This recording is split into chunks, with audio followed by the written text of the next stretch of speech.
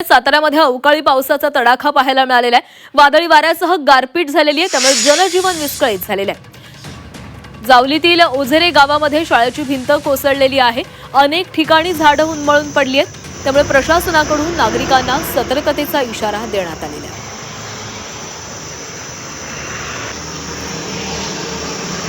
आणि याचा आढावा आमच्या प्रतिनिधींनी घेतलाय, पाहूया। सातारा जिल्ह्यात काल अवकाळी पावसाचा कहर पाहायला मिळाला आणि त्याच्यामुळे काही ठिकाणी प्रचंड नुकसान झालंय।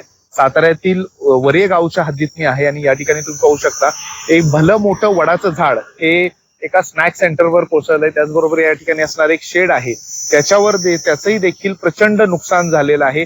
या ठिकाणी आतमध्ये असणारं साहित्य सगळं तुटलेलं आहे।